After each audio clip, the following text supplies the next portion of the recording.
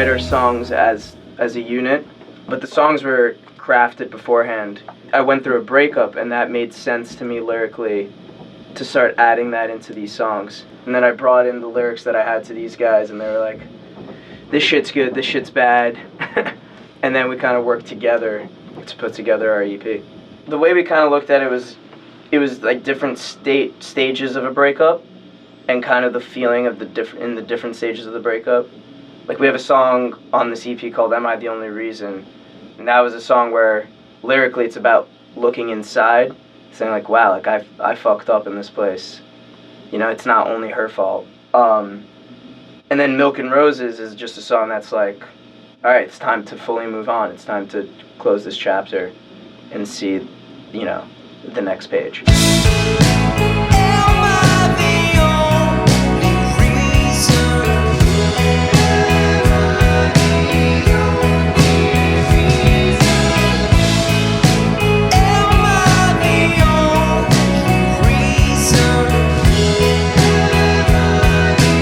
The biggest difference with this whole EP for us from a production standpoint is everything before this EP we self-produced, which in part meant we could record the vocals and then like 2 months later decide, actually, let's rewrite the lyrics, and then record the vocals again, and then 2 months later be like, actually, the bridge is awful, let's record that again.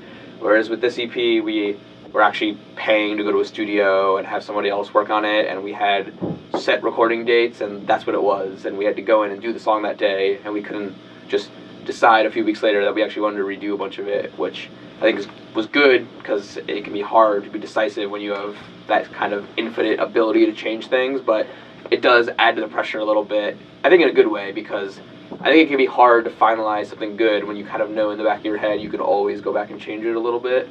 I think the majority of this EP, the lyrics were finished the day before we recorded the vocals. Yeah. We recorded this EP up in Connecticut, and just to kind of get away from the city. And we would like sit around this table and just drink and smoke, and I bring in the initial ideas and these guys kind of clean it up and make it what it is.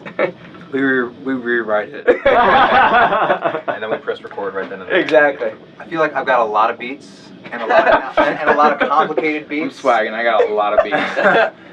And they're toned down, rightfully so, by the rest of the guys, because sometimes I have to remember, you know, the type of band I'm in, and I can't be doing all this breakbeat stuff and crazy. You can sometimes. I actually love that, though. No, Yeah. but like one of the songs on the EP, I remember like it was this crazy complicated beat, and then slowly Between Brick Walls? Yeah, and then slowly it devolved in a good way into something a little more palatable. And sometimes we are rehearsing a song, and then one of us, like Kitty, will randomly go into something else, and then I'll tag along, and then Manuel tag along, and it goes like that. So I think Am I the Only Reason was, I think, the only one consciously that Kitty just came in and had these chords and that lyric, Am I the Only Reason? So that was the one that was formed the most in terms of the relation between the music and the lyrics. I mean, relationships, and that's what I've learned, like, through the process, is everybody goes through it. And everybody has, like, the feeling of, like, missing someone and wanting that person again, and then not wanting that person and moving on. So I think we were all able to relate to it. And part of, like, the reason why I love this EP is because these guys were there for me during the lyrical process of it and the kind of when it was going on. So I feel like we kind of went through it together in a sense.